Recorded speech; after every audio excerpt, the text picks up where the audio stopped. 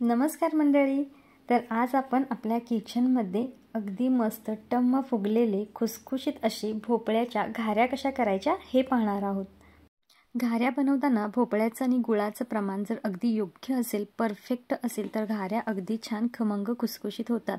काही वेळेला आपलं हे प्रमाण चुकतं, काही वेळेला वेगवेगळी पिठं त्यामध्ये घातली जातात आणि घाऱ्या अगदी वातड होतात, अजिबात तुटत नाहीत. पण आज व्हिडिओमध्ये सांगितलेलं जर प्रमाण तुम्ही वापरलात ना, अगदी छान मऊसूत अशा ह्या घाऱ्या बनून तयार होतात. सर्वप्रथम मी ज्योती तुम्हा सर्वांचं ज्योती स्वादिष्ट किचनमध्ये खूप खूप खूप मनापासून स्वागत करते. तर इथे पहा, ही घारी मी इथे मोडून दाखवलेली आहे. अगदी छान पोकळ अशी झालेली आहे आणि पहा अगदी मस्त खुसखुशीत अशी ही घारी लागते. जास्त जाडही नाही आणि पातळही नाही, खायला अगदी छान अशी ही गोड घारी बनून तयार होते आणि गोड घाऱ्याच खायला खूप छान लागतात. तर जास्त वेळ न घालवता रेसिपीला सुरुवात करूया. शेतामधून ना एक छोटा असा भोपळा घेऊन आले होते. भोपळा कट केला आणि आतील ज्या बी होत्या ना भोपळ्याच्या त्या काढून घेतल्या. त्या बिया आपण वाळत घालणार आहोत आणि वाळल्यानंतर आपण त्याचा सुद्धा उपयोग करतो. तर भोपळा कट केल्यानंतर पहा, इतका भोपळा आपल्याला मिळालेला आहे. अगदी त्याचे छोटे छोटे अशा पद्धतीने मी काप करून घेतलेले आहेत, म्हणजे ते सहजपणे आपल्याला खिसणीवरती ना खिसता येतात. आणि आता आपण ना हे खिसणीवरून खिसून घेणार आहोत.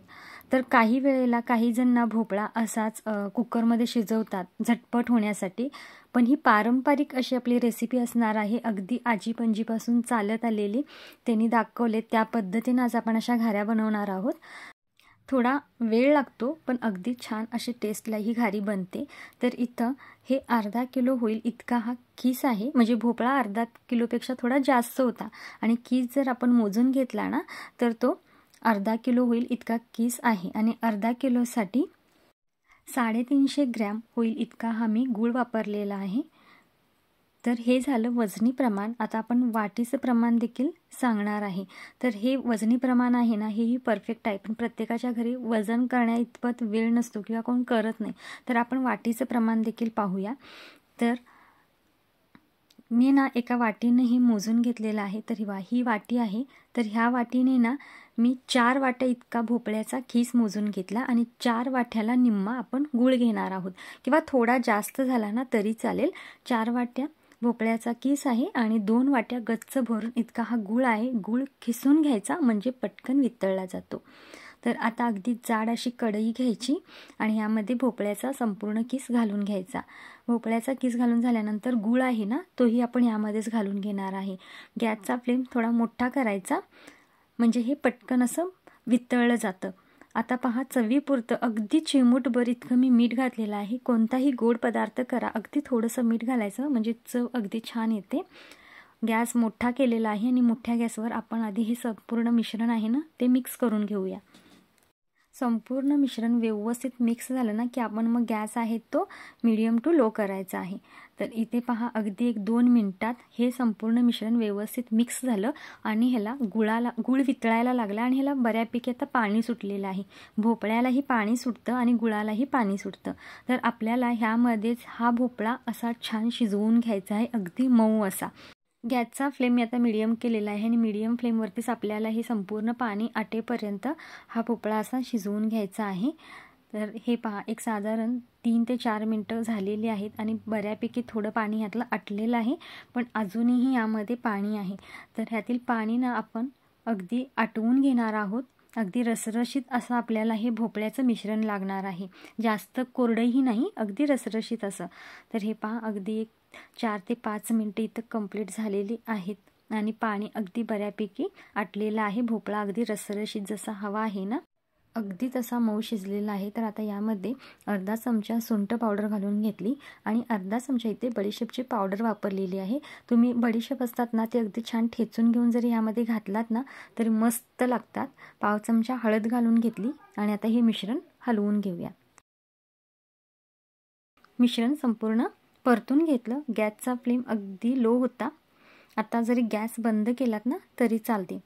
तर हे पहा, अगदी मस्त असं आपलं इथं मिश्रण झालेलं आहे. खूपच कोरडं असं झालेलं नाही किंवा अगदीच पातळ असं नाही, छान रसरशीत असं झालेलं आहे. तर गॅसवरून कढई मी खाली घेतलेली आहे आणि आता एक लक्षात घ्यायचं, गव्हाचं पीठ आहे, संपूर्ण मी गव्हाचं पीठ इथं वापरलेलं आहे, अजिबात दुसरी पीठं इथं वापरलेली नाही आहेत. गव्हाचं पीठ आहे. फक्त एक लक्षात घ्यायचं, जेवढं आपलं हे मिश्रण तयार झालेलं आहे भोपळ्याचं, त्यामध्ये अगदी छान असा मऊ गोळा होईल इतकंच पीठ आपल्याला वापरायचं आहे. तर त्यासाठी अगदी थोडं थोडं पीठ घालायचं आणि मग हे मळून घ्यायचं आहे. अजिबात जास्त पीठ एकदमच घालायचं नाही, थोडं थोडं पीठ घालायचं आणि गोळा मळून घ्यायचा. तर अजून आपलं हे जे पीठ आहे ना ते खूप सैलसर आहे, तर त्यासाठी मी अजून थोडं पीठ घातलं आणि असं पीठ घालत घालतच आपण हा गोळा मळून घेणार आहोत. आणि जे मिश्रण आपण केलं होतं ना ते बऱ्यापैकी कोमट झाल्यानंतर मग आपण यामध्ये गव्हाचं पीठ घालून मळायचं आहे. अगदीच गरम असताना नाही मळवायचं. तर हे पहा, अगदी छान असा घट्ट पण अगदी मऊ असा ह्याचा गोळा तयार झालेला आहे. म्हणजे घाऱ्या आहेत ना अगदी छान गोड होतात. जास्तच पीठ वापरलं तर खूप सपक होतात. तर एक भांडं होईल इतकं मी हे पीठ घेतलं होतं, त्यातील थोडंसं पीठ शिल्लक राहिलं. तर इतका मोठा ना मी ह्याचा असा गोळा घेतलेला आहे आणि ह्याची मोठी अशी आपल्याला चपाती कशी आपण लाटतो ना तसेच मोठं अशी चपाती लाटून घ्यायची आहे आपल्याला. अगदी थोडे थोडे छोटे गोळे घेऊन सुद्धा तुम्ही घाऱ्या बनवू शकता, पण खूप वेळ लागतो. ही पद्धत आहे ना अगदी मस्त आहे, झटपट होतात. तर हे पहा, अगदी मोठं असं आपल्याला याचं चपाती अशी मोठी लाटून घ्यायची आहे. जास्त पातळही लाटायची नाही किंवा अगदी जास्त जाडसरही ठेवायच्या नाहीत, त्याही खायला अजिबात बरोबर लागत नाहीत. मीडियम ह्याच्यावरतीच आपण हे लाटून घेणार आहोत. लागेल असं वरून कोरडं पीठ घालायचं आणि लाटून घ्यायचं. तर इथं माझ्याकडे खसखस आहे, तर खसखस मी इथं वरून घातलेली आहे. जर नाही, पूर्णपणे ऑप्शनल आहे, नाही वापरलात ना तरी चालेल.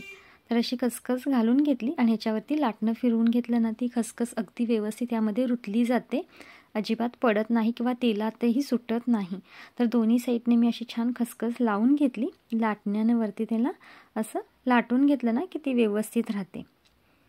खसखस ही पूर्णपणे ऑप्शनल आहे, नाही घातलीत ना तरी चालेल, फक्त छान लागते, दिसायलाही घाऱ्या छान दिसतात. तर हे पहा, अगदी असं ना ह्याचं टोपण घेतलेलं आहे मी, काट असलेलं ना असं टोपण घ्यायचं आणि ह्याने आपण ह्या घाऱ्या आहेत त्या उठवून घेणार आहोत. पटकन होतात. फक्त एक एक घारी लाटायची म्हटली ना की खूप जास्त वेळ जातो. तर हे पहा, अशा घाऱ्या पटकन आणि एका साईजमध्ये होऊन जातात. बारीक मोठ्या अशा होत नाहीत, एका साईजमध्ये संपूर्ण घाऱ्या बनून तयार होतात. तर ह्या घाऱ्या आधी अशा बनवून घ्यायच्या आणि मग आपण तळायला घ्यायचं आहे. मस्त अगदी छान अशा आपल्या ह्या घाऱ्या बनवून तयार झालेल्या आहेत. तर अशाच पद्धतीनं मी सगळ्या घाऱ्या आहेत ना त्या करून घेते, म्हणजे आपल्याला एकदमच त्या तळता येतील.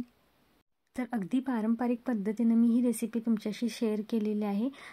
एकदा भोपळा मिळाला तर अशा पद्धतीनं घाऱ्या तुम्ही नक्की ट्राय करा, खूप छान होतील, मऊसूत अशा होतात. तर इथे ह्या संपूर्ण घाऱ्या अशा करून झालेल्या आहेत.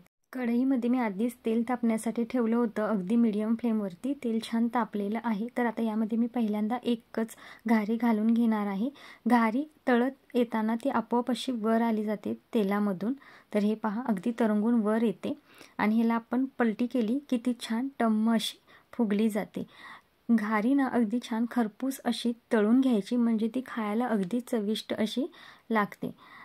तर हे पहा, आणि जितकी घारी छान फुगली जाईल तितकी ती छान लागते.